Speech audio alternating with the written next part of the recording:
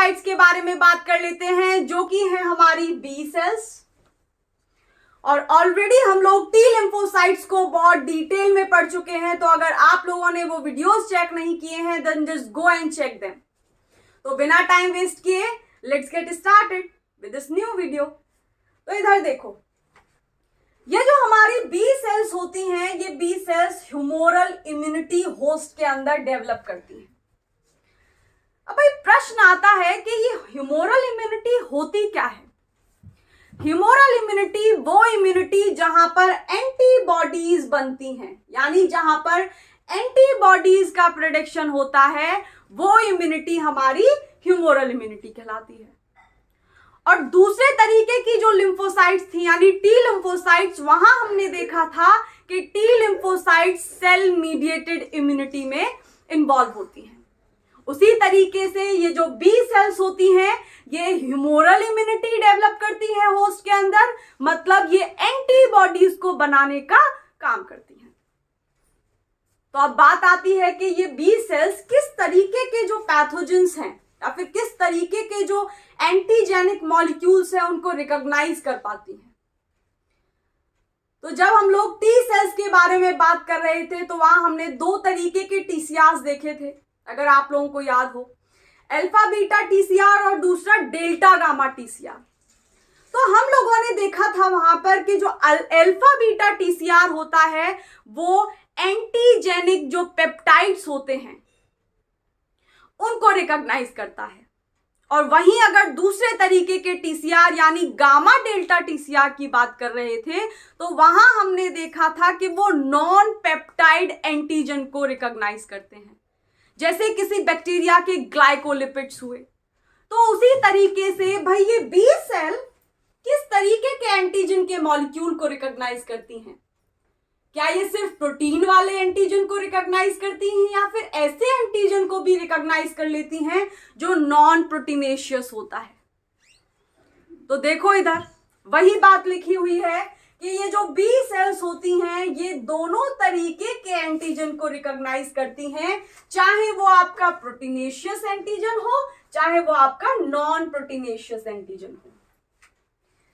यानी चाहे वो पेप्टाइड की चेन हो, चाहे वो आपके कार्बोहाइड्रेट्स हो, चाहे वो लिपिड्स हो, हर तरीके के एंटीजन के मॉलिक्यूल को ये हमारी बी सेल्स रिकॉग्नाइज कर लेती हैं।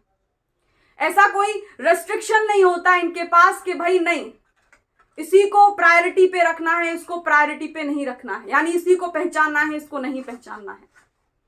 तो दूसरी बात समझ में आई कि ये जो बी सेल्स होती हैं, चाहे एंटीजन का मॉलिक्यूल प्रोटीनेशियस हो यानी अमाइनो एसिड के सीक्वेंसेस से मिलकर बना हो या फिर कार्ब्स के रेसिड्यूज का हो, ये हर तरीके के जो एंटीजन होता है उसको रिकॉग्नाइज करती है।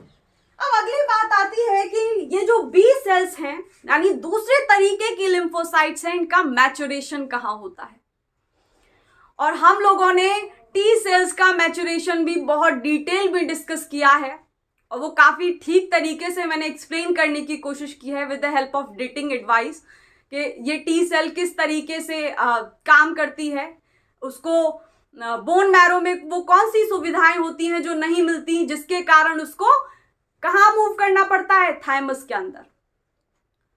तो हम लोगों ने देखा था कि जो टी सेल्स होती हैं वो बनती तो बोन मैरो में है, लेकिन बोन मैरो में उनके फर्दर डेवलपमेंट के लिए जो मॉलिक्यूल्स चाहिए या फिर उनको एक दूसरे पार्टनर की जरूरत होती है अपने ग्रोथ के लिए, तो वो पार्टनर बोन मैरो में ना होकर थाइमस के अंदर होता है। इसीलिए जो टी सेल्स होती हैं वो बोन मैरो से माइग्रेट कर जाती हैं थाइमस में फॉर देयर मैचुरेशन। तो उसी तरीके से ये जो बी सेल्स हैं इनका मैचुरेशन कहाँ होता होगा? तो देखो ये जो बी सेल्स हैं इनका मैचुरेशन बोन मैरो में ही होता है। इसका मतलब ये है कि इनको मूव नहीं करना पड़ता दूसरी जगह पार्टनर ढूंढने के लिए, ये वहीं जहां ये बनती हैं वहीं ये मैच्योर हो जाती हैं।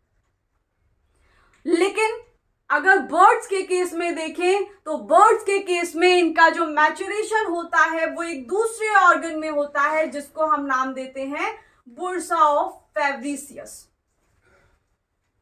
तो इतनी बात समझ में आई। मैंने ये इसलिए लिखा क्योंकि एक बार इस पर प्रश्न पूछ लिया गया था, तो इसको आप लोग हाईलाइट करके लिख लेना कि बर्ड्स के अंदर जो बी सेल्स होती हैं उनका मैचुरेशन एक अलग साइट पर होता है जिसको बुर्सा ऑफ फेब्रिशियस नाम दिया जाता है।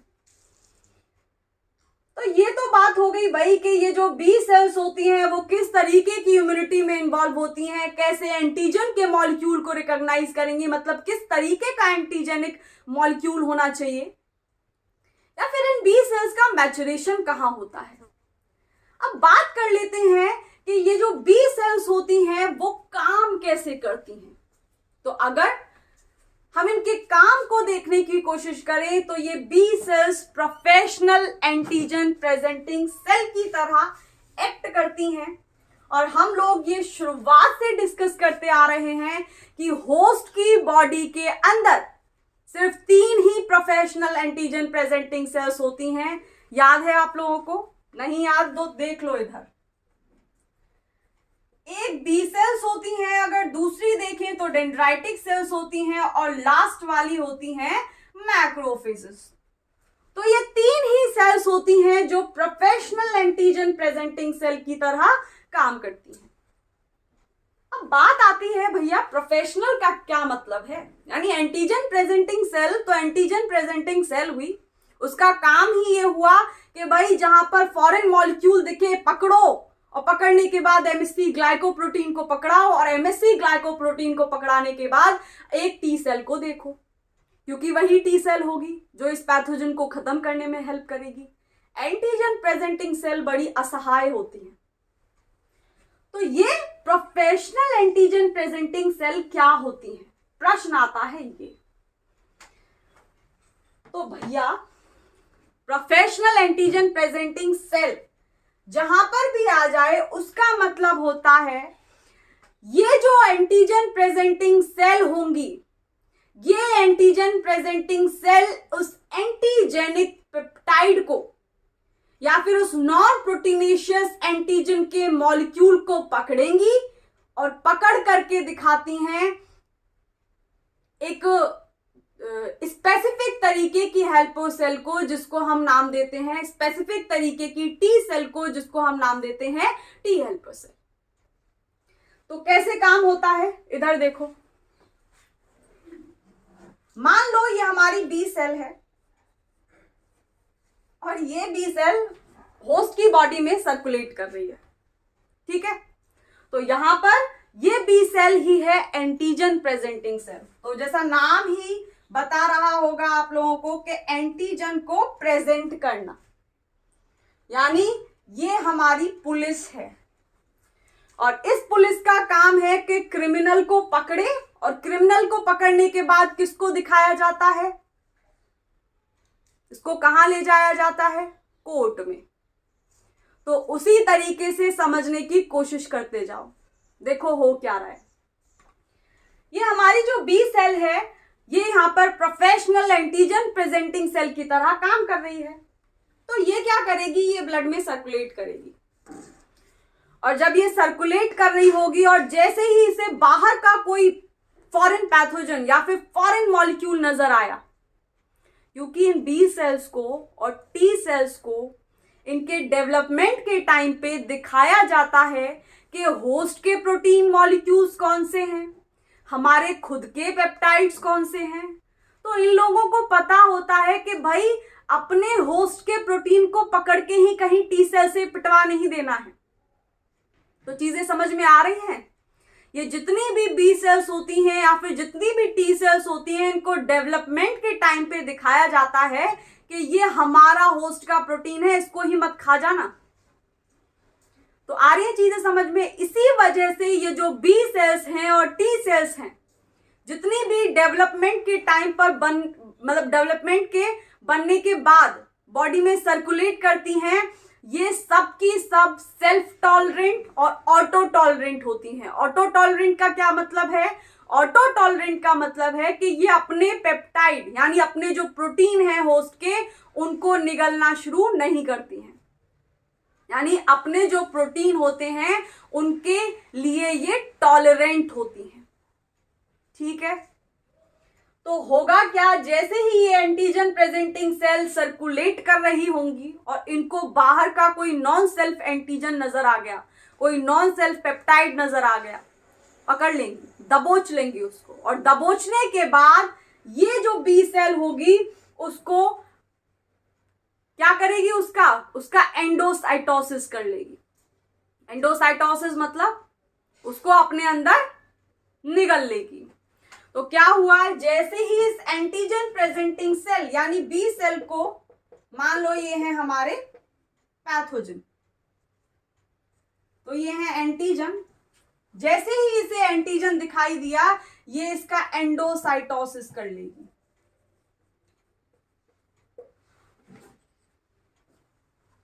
और जितनी भी इम्यून सेल निगलने का काम करती हैं, निगलने के बाद उनके पास उनको एक ही तरीका मालूम होता है कि इस एंटीजन को हमें भेजना है काल कोठरी के अंदर, यानी इस एंटीजन प्रेजेंटिंग सेल के अंदर एक काल कोठरी होती है, और काल कोठरी क्या होती है, लाइसोसोम। और लाइसोसोम को काल कोठरी क्यों बोल रहे हैं, क्योंकि ये अच्छे खासा प्रोटीन है, एंटीजन का मॉलिक्यूल एक अच्छा खासा प्रोटीन है, लेकिन जैसे ही इस एंटीजन के मॉलिक्यूल को एंडोसाइटोसिस करने के बाद ये एंटीजन प्रेजेंटिंग सेल अपने लाइसोसोम के अंदर डालेगी, वैसे ही इस प्रोटीन का डिग्रेडेशन हो जाता है, और इसके डिग्रेडेशन के बाद बहुत सारे तरीके की अलग अलग साइज की अलग अलग सेट्स बन जाते हैं, बहुत सारी पेप्टाइड चेन्स की। तो क्या चीजें समझने में आ रही हैं? तो हुआ क्या है, इस एंटीजन प्रेजेंटिंग सेल को जैसे ही फॉरेन मॉलिक्यूल नजर आया, इसने उसका एंडोसाइटोसिस किया, निगल गई, और निगलने के बाद भेज दिया अपनी काल कोठरी में, जिसको हम नाम देते हैं लाइसोसोम। और जैसे ही ये प्रोटीन लाइसोसोम के अंदर जाएगा, लाइसोसोम के अंदर जाने के बाद इस प्रोटीन का बन जाएगा कीमा, और कीमा बनने के बाद ये प्रोटीन बहुत सारी अलग अलग तरीके की अलग अलग सेट की अलग अलग साइज की पेप्टाइड चेन्स में कन्वर्ट हो जाएगा। अब भाई कोई भी चीज ऐसे तो होती नहीं है, क्योंकि हमारी जो एमएससी ग्लाइकोप्रोटीन होते हैं वो इस पूरे प्रोटीन के मॉलिक्यूल को पकड़ करके टी सेल के सामने प्रेजेंट नहीं कर सकते, इसीलिए इस प्रोटीन को पेप्टाइड चेन में बदला गया है लाइसोसोम के अंदर। और ये लाइसोसोम के अंदर ही क्यों हुआ है, क्योंकि लाइसोसोम के अंदर बहुत सारे हाइड्रोलिटिक एंजाइम्स होते हैं। अगर वीडियोस नहीं देखे हैं then just go and check them, you will have a better understanding. तो क्या बात कर रहे थे हम लोग कि ये जो लाइसोसोम होता है इसके अंदर ही कैसे डिग्रेडेशन, ये पेप्टाइड चेन्स बन गई, क्योंकि लाइसोसोम के अंदर बहुत सारे हाइड्रोलिटिक एंजाइम्स होते हैं। और ये जो हाइड्रोलिटिक एंजाइम्स होते हैं कौन कौन से होंगे, जैसे ग्लाइकोसाइडेज हुआ, लाइपेज हुआ, प्रोटीएज हुआ। तो ये जो एंजाइम्स होते हैं, और क्योंकि लाइसोसोम का पीएच एसिडिक होता है, इस वजह से वो जो प्रोटीन है वो पेप्टाइड की चेन्स में कन्वर्ट हो जाता है। आई बात समझ में? अब क्या करेगी, ये तो हो गया पार्ट 1 कहानी का। अब आता है पार्ट 2। इसी एंटीजन प्रेजेंटिंग सेल के अंदर एंडोप्लाज्मिक रेटिकुलम में एमएससी ग्लाइकोप्रोटीन प्रेजेंट होगा। अभी एमएससी ग्लाइकोप्रोटीन इसके सरफेस पर नहीं आ गया है, वो एमएससी के मॉलिक्यूल मेजर हिस्टोकंपैटिबिलिटी कॉम्प्लेक्स वो इसके सरफेस पर नहीं आ गया है। और क्योंकि ये प्रोफेशनल एंटीजन प्रेजेंटिंग सेल है, तो यहां पर कौन से ग्लाइकोप्रोटीन का इन्वॉल्वमेंट होगा, ऑब्वियसली एमएससी सेकेंड, क्योंकि भैया कौन आएगा एंड में, हेल्पर टी सेल। ठीक बात। तो दूसरी कहानी का मतलब कहानी का दूसरा भाग शुरू कर रहे थे हम लोग, और क्या था कि कि इसी एंटीजन प्रेजेंटिंग सेल के एंडोप्लाज्मिक रेटिकुलम के अंदर हमारा एमएससी सेकेंड ग्लाइकोप्रोटीन का मॉलिक्यूल प्रेजेंट होता है और उसको सिग्नल भेजा जाता है कि भैया आपके काम करने की बारी आ गई है। एंटीजन प्रेजेंटिंग सेल उसको सिग्नल भेजती है, मतलब उसको मैसेज भेजती है चैट के थ्रू कि मैंने बाहर का कोई नॉन सेल्फ एंटीजन पकड़ा है, जल्दी से आ जाओ। तो वो जो एमएससी सेकेंड का मॉलिक्यूल है उसकी प्रोसेसिंग स्टार्ट होती है और जैसे ही उसकी प्रोसेसिंग खत्म होती है वो लाइसोसोम के अंदर आता है। और लाइसोसोम के अंदर क्या था, इस एंटीजन की बहुत सारी पेप्टाइड चेन प्रेजेंट थी, अलग अलग साइज, अलग अलग सेट की। अब उस एमएससी सेकेंड के लिए जिस भी पेप्टाइड चेन की एफिनिटी ज्यादा होगी वो उसको उठा लेगा। जैसे मान लो इसकी एफिनिटी ज्यादा है तो इसको उठाएगा और उठाने के बाद सीधा भागेगा इस बी सेल की प्लाज्मा मेम्ब्रेन पर। दूसरे कलर से डिनोट कर लेते हैं। हाँ, तो क्या हो रहा है,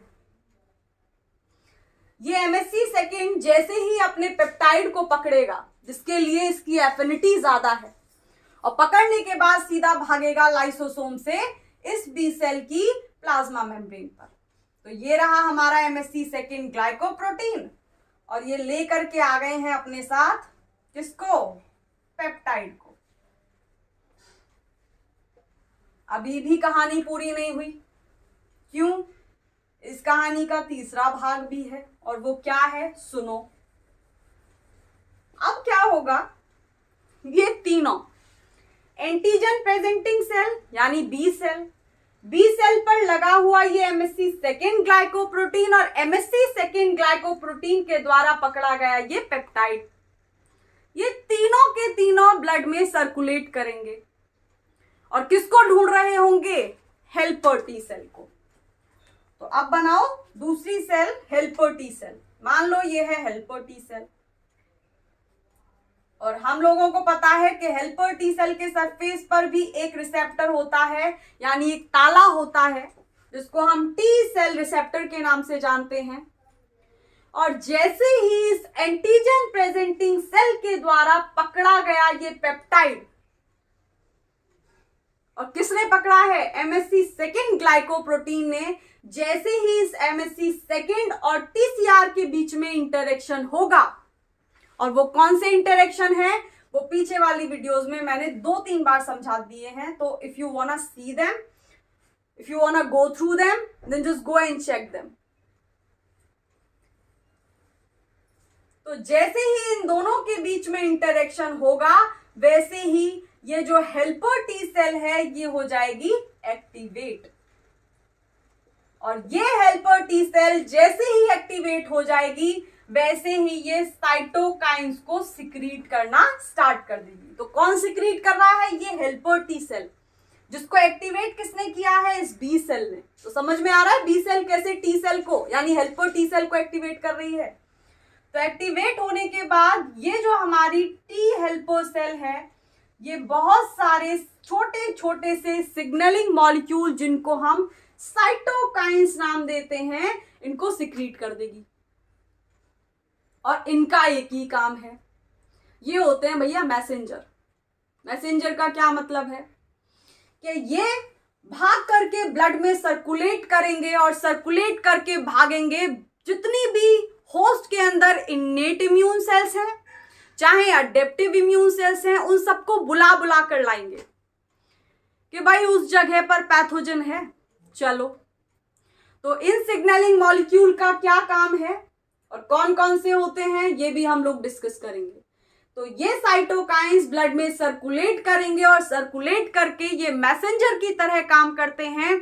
जितनी भी इन्नेट इम्यून सेल्स हैं, अडेप्टिव इम्यून सेल्स हैं, उनको बुला करके लाएंगे और उस लोकेशन पर ले जाएंगे जहां पर पैथोजन प्रेजेंट है। और वो जितनी भी इम्यून सेल्स उस जगह पर आई हैं वो उस पैथोजन को मार डालेंगी। तो आई चीजें समझ में कि ये बी सेल किस तरीके से प्रोफेशनल एंटीजन प्रेजेंटिंग सेल की तरह काम करती हैं। प्रोफेशनल एंटीजन प्रेजेंटिंग सेल जहां लिखा जाए उसका सीधा सीधा मतलब है कि वो हेल्पर टी सेल को जगाने का काम करती हैं, यानी इसको एक्टिवेट करने का काम करती हैं, और जैसे ही ये एक्टिवेट होंगी साइटोकाइंस के मॉलिक्यूल सिक्रीट हो जाएंगे। अब एक लास्ट चीज और रह गई, और वो लास्ट बात ये है कि एक बार पूछ लिया था कि टी और बी सेल का रेशो क्या होता है होस्ट के अंदर, यानी किसी भी इंडिविजुअल के अंदर अगर देखें तो ये जो टी सेल्स है यानी टी लिम्फोसाइट्स हैं, लिम्फोसाइट्स दो तरीके की पढ़ ली ना हम लोगों ने, यानी लास्ट वाली डब्ल्यूबीसी हम लोगों ने कौन सी डिस्कस करी है, लिम्फोसाइट। उससे पहले ऑलरेडी दो पढ़ चुके थे हम लोग, मोनोसाइट्स के बारे में और ग्रैन्युलोसाइट्स के बारे में। तो ये जो लिम्फोसाइट्स थी ये दो तरीके की थी, एक हमारी बी सेल्स और दूसरी थी टी सेल्स। तो एक बार पूछा गया था कि इनका जो रेशियो होता है वो किस तरीके से होता है, यानी बी सेल्स और टी सेल्स का रेशियो होस्ट की बॉडी में कितना होता है। तो ये जो टी और बी रेशियो होता है अगर किसी हेल्दी इंडिविजुअल की बात करें तो वो 3:1 होता है। ठीक है, तो ये बात हो गई हमारी बी सेल्स की। अब इसी में एक सब टॉपिक और स्टार्ट कर लेते हैं, आज ही खत्म कर लेते हैं, मैचुरेशन। किसका, कौन सी सेल पढ़ रहे हैं हम लोग, बी सेल। तो इन बी सेल का मैचुरेशन कैसे होता है, और अभी हम लोगों ने देखा था कि ये जो बी सेल्स होती हैं वो कहाँ मैच्योर होती हैं, क्या उनको किसी दूसरी जगह जाने की जरूरत होती है या फिर बोन मैरो में ही मैच्योर हो जाती हैं। बिल्कुल, बोन मैरो के अंदर ही मैच्योर हो जाती हैं। तो ये मैच्योर होती कैसे हैं, जब ये मैच्योर हो रही होती हैं तो कुछ गलतियां भी करती होंगी, उनको हटाती भी होंगी, कुछ और नई नई चीजें भी ऐड करती होंगी, नए नए एक्सपीरियंसेस ऐड करती होंगी, तभी तो कोई मैच्योर होता है। तो उसी तरीके से मैच्योरेशन के टाइम पे ये बी सेल्स भी कुछ मॉलिक्यूल्स को ऐड करती होंगी, कुछ को हटाती जाती होंगी। तो अब हम लोग देख लेते हैं मैच्योरेशन ऑफ बी लिम्फोसाइट्स या फिर बी सेल्स। तो पहली चीज तो वही है, अगर लिखना चाहते हो फिर से तो लिख लो कि ये जो हमारी बी सेल्स होती हैं, इन बी सेल्स का मैच्योरेशन होता कहां है, तो ये होता है हमारा बोन मैरो के अंदर। और वहीं अगर हम टी सेल के बारे में बात करें तो वो बन तो रही थी बोन मैरो में, लेकिन उनको सुविधाएं नहीं दिख रही थी बोन मैरो में मैच्योर होने के लिए, उनको वो मॉलिक्यूल्स नहीं मिल रहे थे। तो उन मॉलिक्यूल्स की सर्च में वो लोग घूमती हैं, और क्योंकि उनको वो मॉलिक्यूल्स थाइमस में मिलेंगे तो वो थाइमस में जाकर के मैच्योर होती है। तो पहली बात यही है कि ये जो बी सेल्स होती हैं इनका मैच्योरेशन होता है बोन मैरो के अंदर। और होता कैसे है, मान लो एक बी सेल है और बी सेल का प्रिकर्सर कैसा होगा, लिम्फॉइड प्रिकर्सर।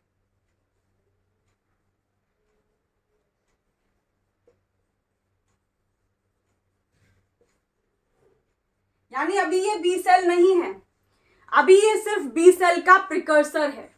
मतलब आगे जाने के बाद,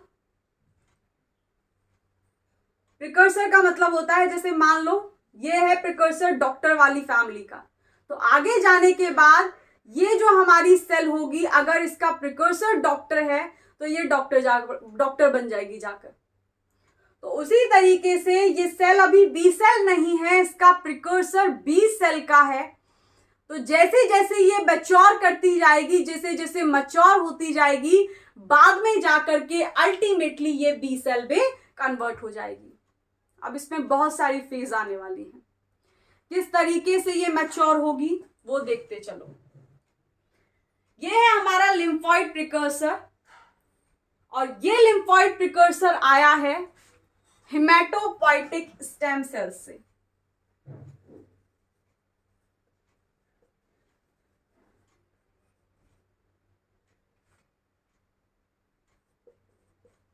ठीक है, तो अब क्या होगा, अभी चीजें हो रहा है स्टार्ट होंगी। यानी ये जो प्रिकर्सर है, इस प्रिकर्सर का बी सेल के प्रिकर्सर का मैचुरेशन होना स्टार्ट होगा। तो सबसे पहले ये जो प्रिकर्सर है ये एक तरीके की सेल में कन्वर्ट होगा जिसको हम नाम देते हैं अर्ली प्रो बी सेल।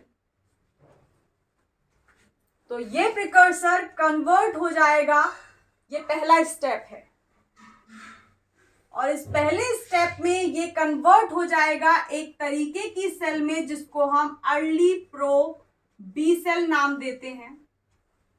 और ये जो अर्ली प्रो बी सेल होती है, इस अर्ली प्रो बी सेल के ऊपर एक मॉलिक्यूल लगा हुआ होता है जिसको हम नाम देते हैं IL-7।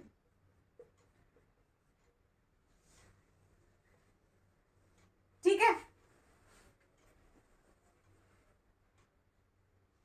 तो ये जो मॉलिक्यूल है IL-7R, ये IL-7R इसका काम क्या होता है, ये इस बी सेल के प्रिकर्सर के डेवलपमेंट के लिए जरूरी होता है। यानी इसको बी सेल में कन्वर्ट कराने के लिए ये मॉलिक्यूल चाहिए होता है, इस बी सेल के डेवलपमेंट के लिए ये मॉलिक्यूल चाहिए होता है। और दूसरा काम इस IL-7R का ये होता है कि ये इस प्रो बी सेल को प्री बी सेल में कन्वर्ट कराता है। यानी पहले ये अर्ली प्रो बी सेल है, इस अर्ली प्रो बी सेल के ऊपर भी ये IL-7R है। अभी थोड़ी देर बाद हम देखेंगे कि ये अर्ली प्रो बी सेल थोड़ी देर बाद कन्वर्ट होगी एक दूसरे तरीके की सेल में जिसको हम नाम देंगे लेट प्रो बी सेल। उस लेट प्रो बी सेल के ऊपर भी IL-7R होगा। और जैसे ही ये लेट प्रो बी सेल एक दूसरे तरीके की सेल में कन्वर्ट होगी जिसको हम नाम देंगे लार्ज प्री बी सेल, तो उस लार्ज प्री बी सेल में कन्वर्ट होने के लिए कौन सी सेल्स को, इन प्रो सेल्स को इस मॉलिक्यूल की जरूरत होती है, IL-7R की जरूरत होती है। तो इतनी बात समझ में आई। तो अभी हम लोगों ने क्या देखा, तो साथ की साथ लिखते चलना, यहीं पे समझते भी चलना और लिखते भी चलना। क्या देखा हमने कि लिम्फोइड का प्रिकर्सर था, और ये लिम्फोइड का प्रिकर्सर हमारा हेमाटोपोइटिक स्टेम सेल से आया था, और कुछ टाइम के बाद ये लिम्फोइड का प्रिकर्सर कन्वर्ट हो गया अर्ली प्रो बी सेल में। और अर्ली प्रो बी सेल के अंदर जो मॉलिक्यूल्स होते हैं वो कुछ मॉलिक्यूल्स प्रेजेंट होते हैं, जैसे CD43, यानी जब ये precursor early pro B cell में कन्वर्ट होता है तो इसके अंदर कुछ मॉलिक्यूल्स आ जाते हैं, जैसे CD43 इसके पास हो जाते हैं, मतलब इसके पास ये मॉलिक्यूल होते हैं CD45, और तीसरा MSC सेकेंड। अभी देखा था हम लोगों ने, ये जो हमारी बी सेल्स होती हैं, इन बी सेल्स के पास कौन सा ग्लाइकोप्रोटीन होता है, MSC सेकेंड ग्लाइकोप्रोटीन। तो जैसे ही ये लिम्फोइड प्रिकर्सर से इस अर्ली प्रो बी सेल में कन्वर्ट होगी, तभी इसके पास ये तीनों मॉलिक्यूल्स आ जाते हैं जो कि हैं CD43, CD45 और MSC सेकेंड ग्लाइकोप्रोटीन। तो इसके बारे में साथ ही साथ लिखते चलो। तो पहली सेल कौन सी बनी है, लिम्फोइड प्रिकर्सर के बाद अर्ली प्रो बी सेल।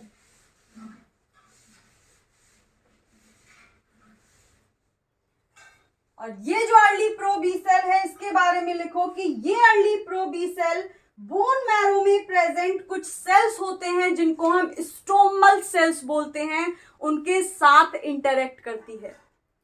यानी जब अर्ली प्रो बी सेल उन बोन मैरो में प्रेजेंट स्टोमल सेल्स के साथ इंटरेक्ट करेगी, तभी इनका फर्दर डेवलपमेंट होता है।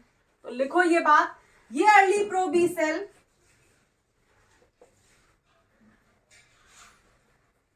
it interacts with stromal cells of bone marrow। तो इतनी बात समझ में आई। ये अपने डेवलपमेंट के लिए बोन मैरो में प्रेजेंट किन सेल्स के साथ इंटरेक्ट कर रही होती है, स्ट्रोमल सेल्स के साथ। और मैंने अभी बताया था कि ये जो IL7R मॉलिक्यूल होता है, ये IL7R मॉलिक्यूल का काम क्या होता है, ये इस बी सेल के डेवलपमेंट को फर्दर प्रोसीड कराता है। तो ये बात भी लिखो, ये IL7R क्या करेगा, अर्ली प्रो बी सेल के सरफेस पर एक मॉलिक्यूल एक्सप्रेस होता है, यानी ये जो अर्ली प्रो बी सेल है ये एक्सप्रेस करती है एक मॉलिक्यूल को जिसका नाम है IL7R। और ये जो IL7R होता है ये बी सेल के डेवलपमेंट के लिए बहुत जरूरी होता है, which is crucial for B cell development. इतनी बात समझ में आई। और एक और बात मैंने बोली थी कि इन प्रो बी सेल्स को, यानी ये प्रो बी सेल का मतलब है प्रोजेनिटर, प्रोजेनिटर, तो इन प्रो बी सेल्स को प्री बी सेल में कन्वर्ट कराने के लिए इस मॉलिक्यूल का होना जरूरी है। तो ये चीज भी लिख लो इसके बारे में, क्योंकि प्रश्न पूछा गया था कि IL7R की signalling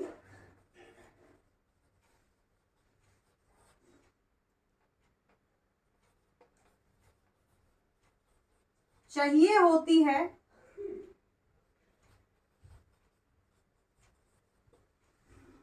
to convert pro B cell into pre B cell.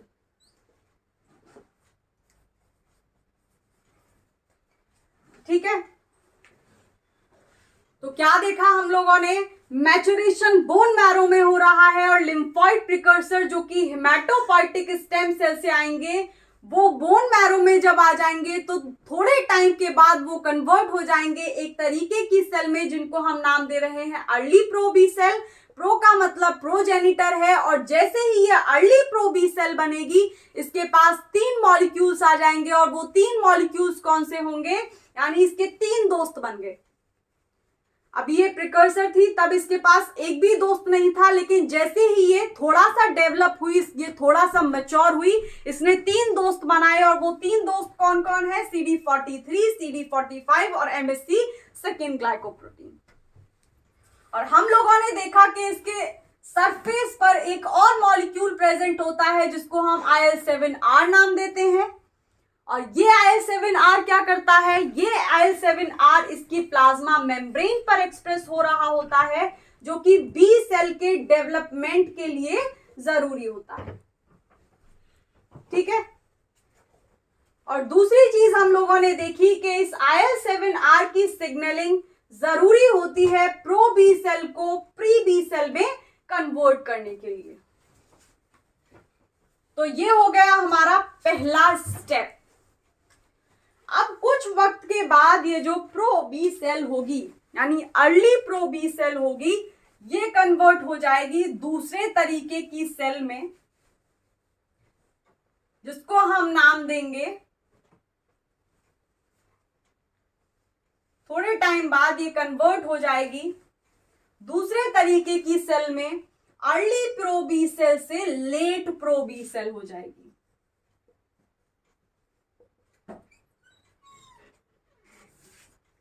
और जब ये लेट प्रो बी सेल में कन्वर्ट हुई है तब इसने अपने सरफेस पर, यानी अपने पास एक और मॉलिक्यूल को ऐड कर लिया, मतलब अपनी लिस्ट में एक और दोस्त बढ़ा लिया, और वो कौन है, CD19।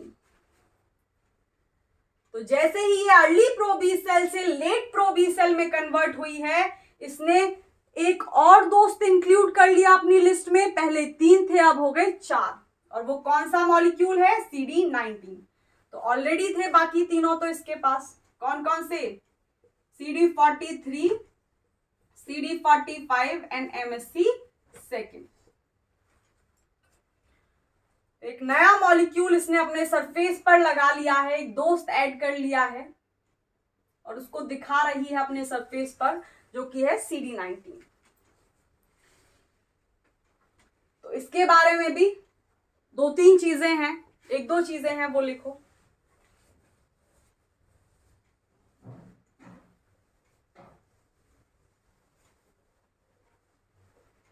अभी हम लोग बात कर रहे हैं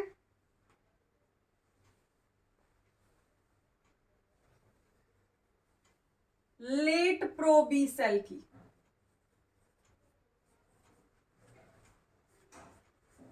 तो इसमें ज्यादा कुछ चेंजेस नहीं हुए, ज्यादा कुछ अल्टरेशन नहीं आए हैं। क्या हुआ है सिर्फ कि एक मॉलिक्यूल का एडिशन हो गया है।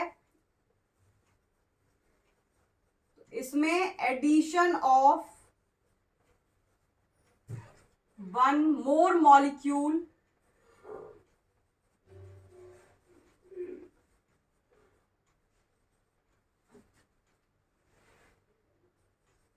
ऑन द सरफेस, और वो क्या है, CD19 मॉलिक्यूल।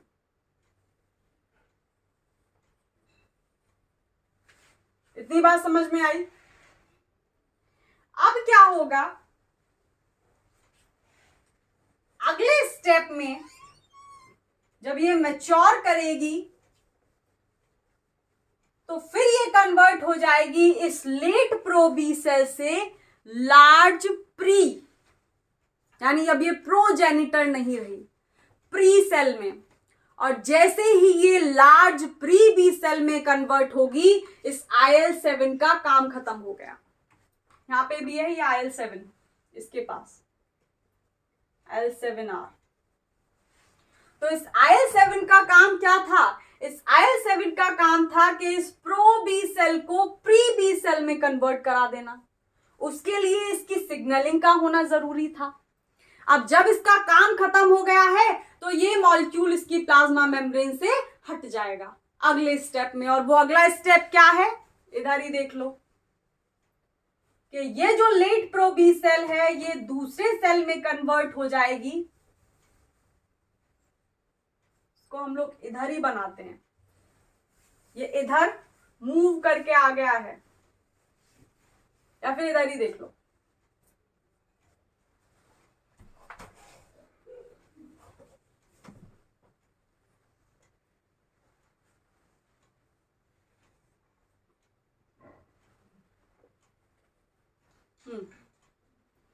तो ये कन्वर्ट हो गई एक दूसरे तरीके की सेल में, जिसको हम नाम देंगे लार्ज प्री बी सेल। और अब इस लार्ज प्री बी सेल जब ये बनी होगी तो इसने भी कुछ मॉलिक्यूल्स को ऐड किया होगा और कुछ मॉलिक्यूल्स को निकाला होगा। तो ये जो हमारी लार्ज प्री बी सेल होती है, जब ये बनती है तो इसके ऊपर दो नए मॉलिक्यूल्स ऐड होते हैं। पहला हमारा IG अल्फा बाय बीटा, तो ऑलरेडी हमारा एक मॉलिक्यूल इसके ऊपर है, इसको हम नाम दे रहे हैं CD19। और दो मॉलिक्यूल्स और नए ऐड हो जाते हैं, यानी ये दो और नए दोस्त बनाती है। पहला है हमारा ये, और ये क्या है, IG अल्फा बाय बीटा। अभी देखेंगे ये IG अल्फा बाय बीटा क्या करता है। और एक दूसरा मॉलिक्यूल ये ऐड करती है, और वो दूसरा मॉलिक्यूल कौन सा है, म्यू हैवी चेन। तो ये है हमारी म्यू हैवी चेन, ठीक है। तो ये जो हमारी म्यू हैवी चेन होती है, ये mu heavy chain pre BCR होती है। प्री BCR का मतलब होगा कि बी सेल रिसेप्टर का प्रिकर्सर होती है। अभी बी सेल रिसेप्टर बना नहीं है। बी सेल रिसेप्टर बनने से पहले वाला जो मॉलिक्यूल होता है, पहले वाली जो फेज होती है, वो हमारी म्यू हैवी चेन होती है।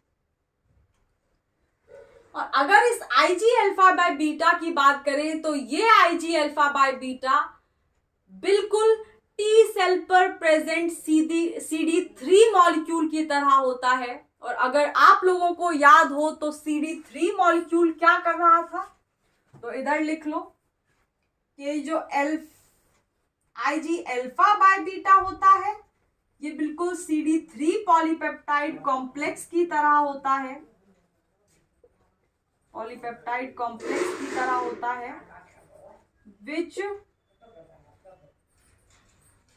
which is present on the surface of T cell. और ये CD3 वहां क्या काम कर रहा था, देखो इधर, मान लो ये टी सेल है और इस टी सेल के सरफेस पर एक टी सेल रिसेप्टर प्रेजेंट है। ये हमारा टी सेल रिसेप्टर है, ये टी सेल है, इधर समझने की कोशिश करो। ये टी सेल है, इसके सरफेस पर एक टी सेल रिसेप्टर प्रेजेंट है। ये T cell receptor antigenic peptide के साथ इंटरेक्ट करेगा, लेकिन इंटरेक्ट करने के बाद ये असमर्थ होता है उस सिग्नल को न्यूक्लियस तक पहुंचाने में। क्यों? क्योंकि इसकी पूंछ छोटी होती है, इसकी ये साइटोसोलिक टेल छोटी होती है। तो अब बात आती है सिग्नल न्यूक्लियस तक जाए कैसे। तो न्यूक्लियस तक सिग्नल को पहुंचाने का काम एक दूसरा मॉलिक्यूल करता है, जो कि 6 पॉलीपेप्टाइड चेन का कॉम्प्लेक्स होता है, जिसको हम नाम दे रहे थे CD3। तो ये CD3 लगा हुआ होता है इस टी सेल के सरफेस पर ही, और इस CD3 का काम होता है जो काम टी सेल रिसेप्टर नहीं कर पाया, यानी न्यूक्लियस तक सिग्नल ट्रांसमिट करने का, उसको ये CD3 करेगा। और ये क्यों कर पा रहा है ऐसा? क्योंकि इसकी साइटोसोलिक टेल बहुत लंबी है और इसकी साइटोसोलिक टेल के ऊपर बहुत सारे टायरोसिन अमाइनो एसिड प्रेजेंट हैं। और टायरोसिन अमाइनो एसिड बहुत सारे प्रेजेंट थे, तो उसको हम एक नाम दे रहे थे आइटेम और एरम। तो ये वाला लेक्चर भी ऑलरेडी अवेलेबल है, अगर आप लोगों को देखना है तो आप लोग देख सकते हैं। तो इतनी बात समझ में आई कि ये जो लेट प्रो बी सेल है ये लार्ज प्री बी सेल में कन्वर्ट हुई, और जैसे ही ये लार्ज प्री बी सेल में कन्वर्ट हुई, इसने 2 और मॉलिक्यूल्स को ऐड किया, यानी 2 और नए दोस्त बनाए। पहला हमारा म्यू हैवी चेन, जो कि बाद में जाकर के बी सेल रिसेप्टर में कन्वर्ट हो जाएगी, और दूसरा मॉलिक्यूल है IG अल्फा बाय बीटा, जो कि है हमारा CD3 मॉलिक्यूल की बिल्कुल कार्बन कॉपी। मतलब सिग्नल को इस बी सेल के रिसेप्टर तक ट्रांसमिट करने का काम बी सेल के न्यूक्लियस तक ट्रांसमिट करने का काम ये IG अल्फा बाय बीटा करता है। तो अब बात आती है कि लार्ज प्री बी सेल के बाद इस बी सेल के प्रिकर्सर का होगा क्या। तो देखो आगे की कहानी, ये रेज कर देते हैं, जगह बन जाएगी। तो अब क्या होगा, ये जो हमारी लार्ज बी सेल है ये एक और मैच्योरिटी के फेज में जाती है, एक और स्टेप के बाद एक नई तरीके की सेल में कन्वर्ट हो जाती है, जिसको हम नाम देते हैं स्मॉल बी सेल।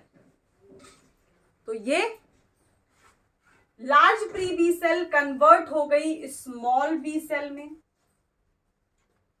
तो जब ये स्मॉल बी सेल में कन्वर्ट हुई होगी इस लार्ज प्री बी सेल से, तब भी इसने कुछ मॉलिक्यूल्स को ऐड या घटाया होगा। तो वो मॉलिक्यूल्स कौन से होते हैं?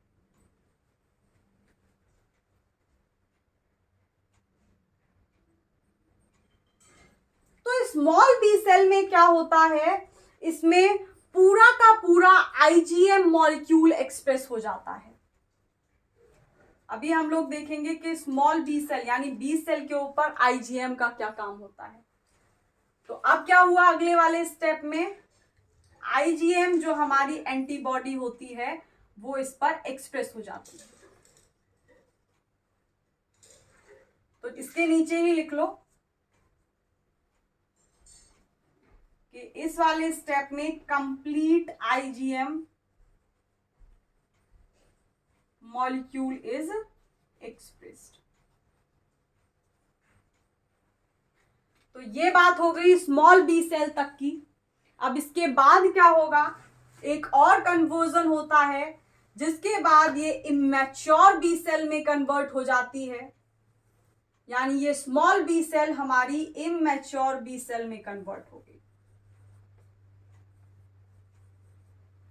और जब ये इमैच्योर बी सेल में कन्वर्ट होती है तब इसके ऊपर आईजीएम के साथ साथ एक और एंटीबॉडी का एक्सप्रेशन हो जाता है जिसको हम आईजीडी नाम देते हैं। और अभी आप लोगों को इतना समझ में आ जाना चाहिए कि जो बी सेल रिसेप्टर होता है, जैसे टी सेल के सरफेस पर टी सेल रिसेप्टर था, वैसे ही इस बी सेल के सरफेस पर क्या होगा, बी सेल रिसेप्टर। और उस बी सेल रिसेप्टर में दो एंटीबॉडीज होती हैं, पहली हमारी आईजीएम और दूसरी होती है आईजीडी। तो जब इसका कन्वर्जन स्मॉल बी सेल से इमैच्योर बी सेल में होता है, तो स्मॉल बी सेल जब ये थी तब इसके पास सिर्फ आधा ही बीसीआर था, आधा ही बी सेल रिसेप्टर था, मतलब एक ही एंटीबॉडी थी। लेकिन जैसे ही ये बी सेल यानी small B cell immature B cell में कन्वर्ट होगी, इसके पास दूसरा जो एंटीबॉडी का मॉलिक्यूल है वो भी आ जाएगा। और दूसरा मॉलिक्यूल कौन सा होगा, आईजीएम ऑलरेडी था, तो ये हो गया हमारा आईजीएम, और एक और होता है आईजीडी। तो अब ये पूरा बन जाता है हमारा एक कंप्लीट बीसीआर यानी बी सेल रिसेप्टर का मॉलिक्यूल। और हाँ, एक और बात, इन दोनों एंटीबॉडीज में से जो एंटीजन को पकड़ने का काम करती हैं, यानी एंटीजन को बाइंड करने का काम करती हैं, वो सिर्फ ये आईजीएम एंटीबॉडी करती है, आईजीडी सिर्फ इसको हेल्प करती है। यानी इस एंटीजन को इस आईजीएम की एंटीजेनिक पेप्टाइड साइट पर बाइंड करने में आईजीडी सिर्फ हेल्प करती है, ये एंटीजन को खुद बाइंड नहीं कराती। तो इतनी बात समझ में आई कि इमैच्योर बी सेल बनते बनते हमारा कंप्लीट बीसीआर का मॉलिक्यूल तैयार हो जाता है, और ये इमैच्योर बी सेल अब जाती है पॉजिटिव सिलेक्शन और नेगेटिव सिलेक्शन के अंदर। तो यही बी सेल आगे जाएगी सिलेक्शन में, और सिलेक्शन दो तरीके के होते हैं, चाहे आप टी सेल की बात करो चाहे बी सेल की, और वो कौन कौन से होते हैं, आगे ये जाएगी सिलेक्शन में। यानी इनमें से जो ये बनी है, जो मैच्योर होकर के आई हैं, मैच्योर होने के बाद कौन कौन सी बी सेल हैं जिनको ब्लड के अंदर जाना अलाउ किया जा सकता है, यानी वो सही मैच्योर होकर के आई हैं, और कौन कौन सी सेल हैं जिनको ब्लड के अंदर नहीं जाने देना है या फिर उनको अपोप्टोसिस से मार देना है। तो ये होता है सिलेक्शन के अंदर। और सिलेक्शन दो तरीके के होते हैं, एक हमारा पॉजिटिव सिलेक्शन और दूसरा होता है नेगेटिव सिलेक्शन।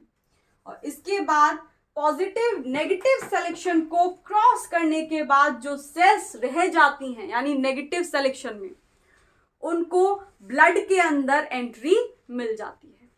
तो ये बात भी लिख लो कि जो सेल्स सेलेक्ट हो जाती हैं वो सेल होती हैं हमारी मैच्योर बी सेल, और इन मैच्योर बी सेल को ब्लड में एंटर करा दिया जाता है।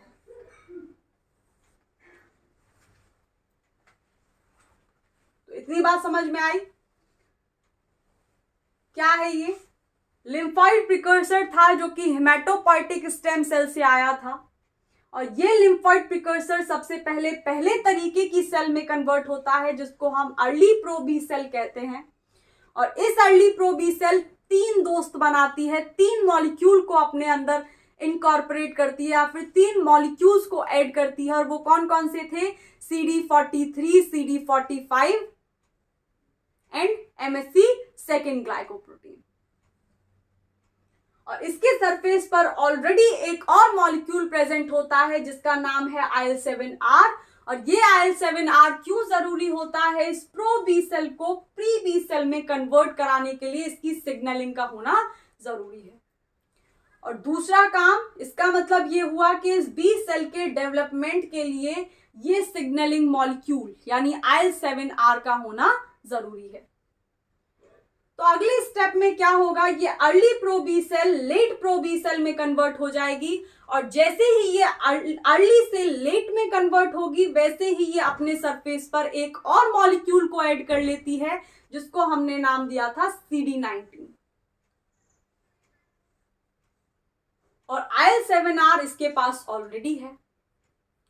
अब ये हो गया हमारा प्रो बी सेल तक का स्टेप। अब क्या होगा, प्रो के बाद यानी प्रोजेनिटर से अब ये सेल कन्वर्ट हो जाएगी प्री बी सेल में यानी लार्ज प्री बी सेल में और जब ये कन्वर्जन हो रहा होगा तो ये IL-7R की सिग्नलिंग चलेगी और यही IL-7R रिस्पॉन्सिबल होगा इस प्रो बी सेल को प्री बी सेल में कन्वर्ट कराने के लिए। और जैसे ही ये लेट प्रो बी सेल इस लार्ज प्री बी सेल में कन्वर्ट होगी वैसे ही ये दो मॉलिक्यूल को अपने ऊपर ऐड कर लेगी। पहला हमारा म्यू हैवी चेन जो कि बाद में जाकर के बी सेल का रिसेप्टर बन जाता है यानी ये प्री बीसीआर है यानी ये प्रिकर्सर है बीसीआर का। और एक दूसरा मॉलिक्यूल होगा जिसको हम नाम दे रहे हैं IG अल्फा बाय बीटा और ये IG अल्फा बाय बीटा बिल्कुल वही काम करता है जो काम हमारा CD3 मॉलिक्यूल कर रहा था टी सेल के ऊपर। मतलब इसकी साइटोसोलिक टेल बहुत लंबी होती है जो कि सिग्नल को न्यूक्लियस तक ट्रांसमिट कर देती है। कौन सा सिग्नल के भैया, पैथोजन बॉडी के अंदर घुस चुका है।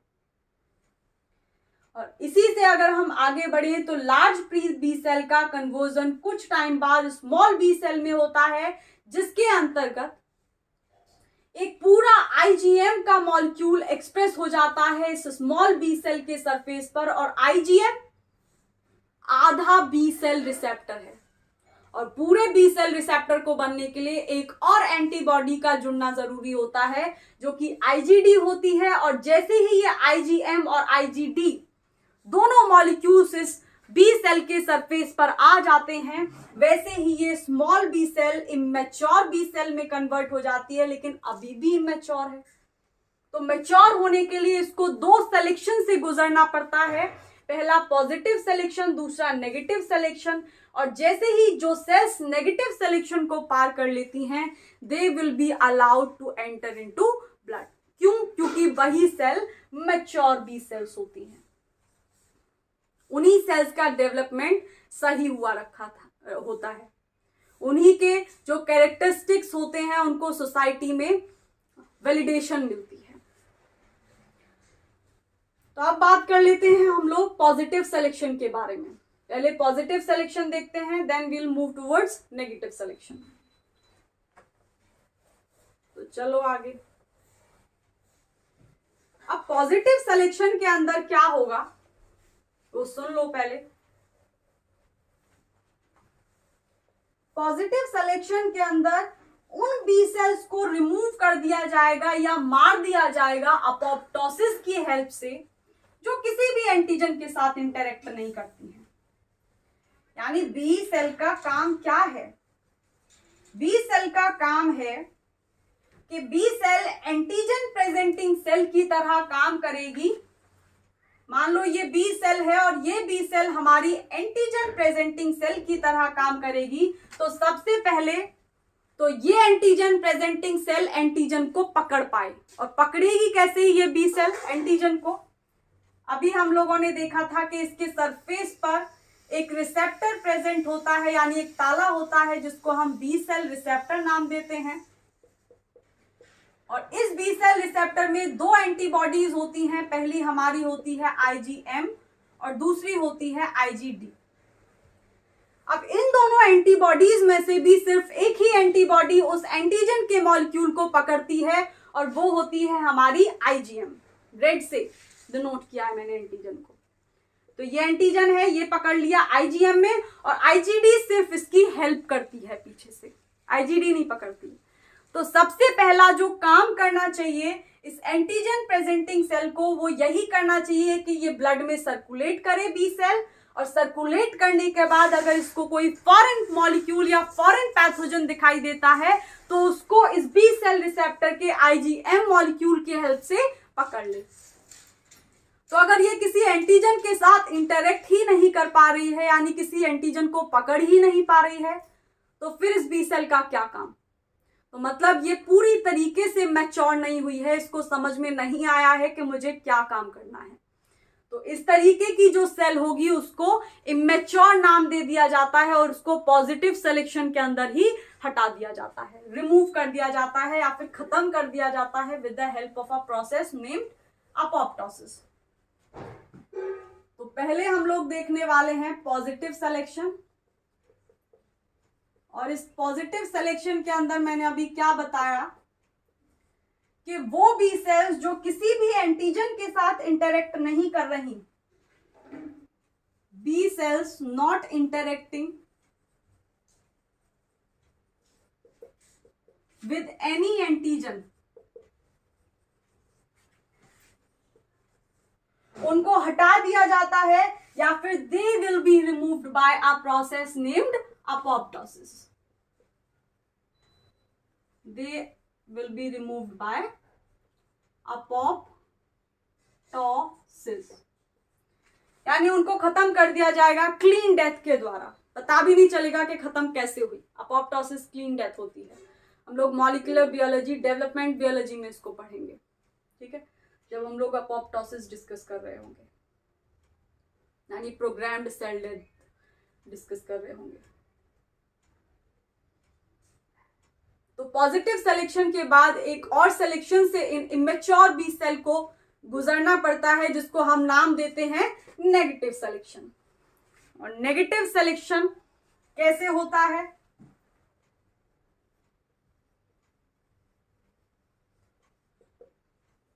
नेगेटिव सिलेक्शन, और कैसे होगा ये नेगेटिव सिलेक्शन? नेगेटिव सिलेक्शन में क्या होता है, उन सेल्स को हटा दिया जाता है जो सेल्स अपने ही होस्ट के प्रोटीन यानी अपने ही सेल्फ एंटीजन के खिलाफ इम्यून रिस्पॉन्स जनरेट करवा दें। मतलब वो वाली जो इमैच्योर बी सेल होंगी जो अपने ही होस्ट के प्रोटीन, अपने ही सेल्फ एंटीजन को पकड़ ले और हाई एफिनिटी शो करें, उनको छोड़े ही ना। तो उन बी सेल को, उन इमैच्योर बी सेल को भी हटा दिया जाता है, और हटाने के 4 तरीके होते हैं। और वो 4 तरीके क्या हैं? तो नेगेटिव सिलेक्शन है क्या? नेगेटिव सिलेक्शन में होता है कि वो बी सेल जो अपने सेल्फ एंटीजन के साथ हाई एफिनिटी से इंटरेक्ट करने लगती हैं, यानी उनके खिलाफ इम्यून रिस्पॉन्स जनरेट करा दें, उनको हटा दिया जाता है। तो वो B cells interacting with self antigen,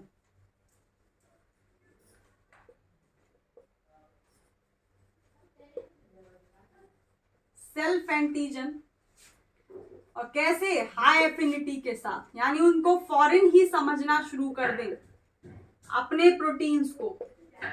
they have 4 fates, उनके 4 फेट्स होते हैं, और वो 4 फेट्स क्या होते हैं? पहला, क्लोनल डिलीशन, यानी ऐसी इमैच्योर सेल को क्लोनल डिलीशन से रिमूव कर दिया जाता है। और क्लोनल डिलीशन का क्या मतलब होता है कि इस तरीके की सेल जो अपने ही एंटीजन को यानी अपने ही प्रोटीन को मारना शुरू कर दें या फिर उनके अगेंस्ट इम्यून रिस्पॉन्स जनरेट कराने लगे, उनको क्लोनल डिलीशन एक प्रोसेस होता है, उसकी हेल्प से हटा दिया जाता है, उनकी अपोप्टोसिस करा दी जाती है। तो क्लोनल डिलीशन से उनकी अपोप्टोसिस करा दी जाती है। अगर हम यहीं पर नेगेटिव सिलेक्शन के अंदर दूसरे फेट की बात करें कि वो इमैच्योर बी सेल जो अपने सेल्फ एंटीजन के साथ इंटरेक्ट करें हाई एफिनिटी के साथ, उनका फेट दूसरा क्या होगा?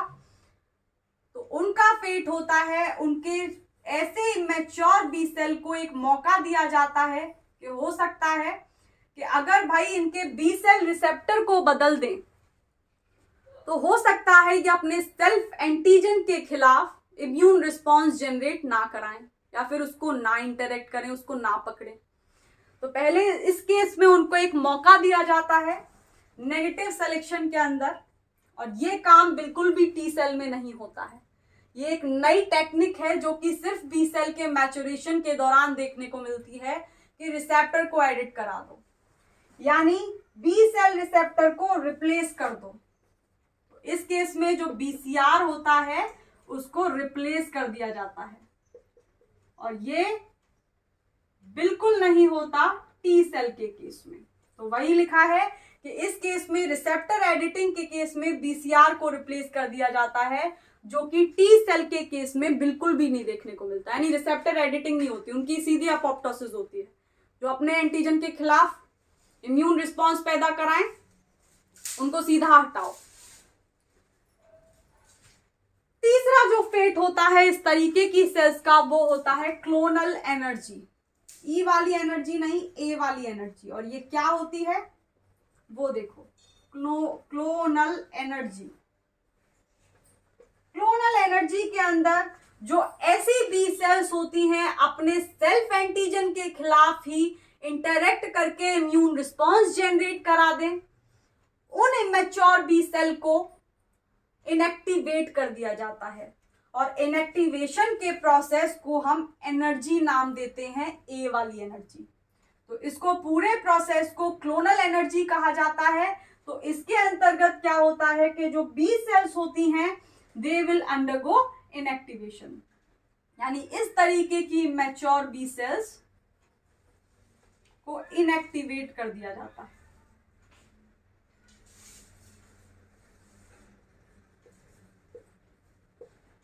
और एक लास्ट फेट बचता है इस तरीके की सेल्स का, जो कि होता है क्लोनल इग्नोरेंस।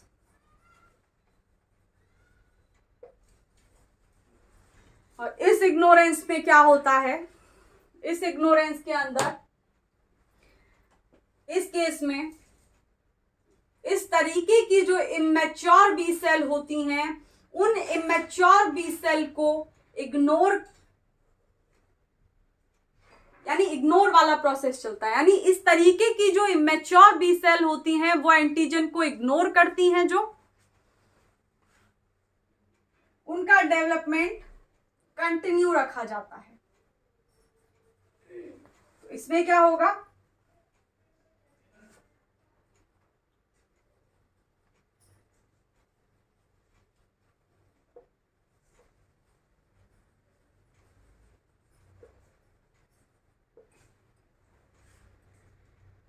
कि वो बी सेल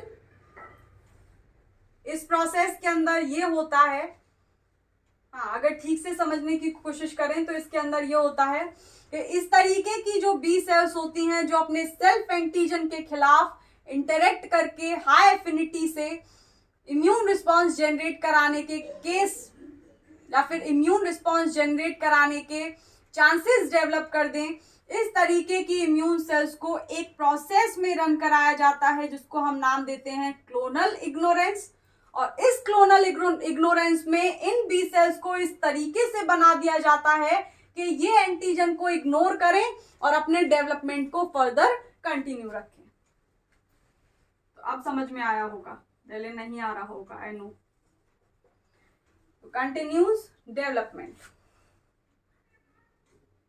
तो ये बात हो गई हमारी नेगेटिव सिलेक्शन के बारे में, ठीक है। कि पहला तो यही था पॉजिटिव सिलेक्शन में कि जो किसी एंटीजन के साथ इंटरेक्ट नहीं कर रही वो भी किसी काम की नहीं, और जो अपने एंटीजन के साथ इंटरेक्ट करना शुरू कर दें हाई एफिनिटी के साथ, उनका भी कुछ करना पड़ता है। तो उनको इस तरीके से या तो ठीक किया जाता है या फिर अपोप्टोसिस से रिमूव कर दिया जाता है। और ये रिसेप्टर एडिटिंग कभी भी टी सेल के केस में नहीं होता, ये सिर्फ बी सेल के केस में देखने मिलता है। और क्लोनल एनर्जी के अंदर क्या होता है, इस तरीके की जो इमेच्योर बी सेल होती हैं वो इनएक्टिवेशन में चली जाती हैं, यानी उनको इनएक्टिवेट कर दिया जाता है और फर्दर अलाउ नहीं किया जाता कि आप ब्लड मिल जाए। तो लास्ट में क्या होगा कि वो जो सेल्स होंगी जो ऑटो टॉलरेंट बी सेल होंगी, यानी जो अपने एंटीजन के खिलाफ इम्यून रिस्पॉन्स जनरेट ना कराएं, उस तरीके की सेल्स को हम ऑटो टॉलरेंट बोलते हैं। तो ऑटो टॉलरेंट सेल्स को या फिर सेल्फ टॉलरेंट सेल्स को ही अलाउ किया जाएगा ब्लड में एंट्री के लिए। और बाद में जब वो ब्लड में एंटर कर जाएंगी, ब्लड में एंटर करने के बाद वो प्रोफेशनल एंटीजन प्रेजेंटिंग सेल की तरह काम करने लगती हैं। और जैसे ही उनको कोई फॉरेन मॉलिक्यूल नजर आता है, उसके खिलाफ वो इम्यून रिस्पॉन्स जनरेट कर देती हैं। एक लास्ट चीज लिख लो कि जो ऑटो टॉलरेंट या फिर सेल्फ टॉलरेंट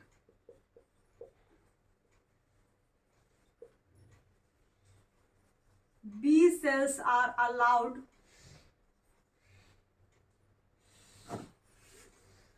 पहले सेलेक्ट की जाती है ना, are selected and allowed to enter into blood।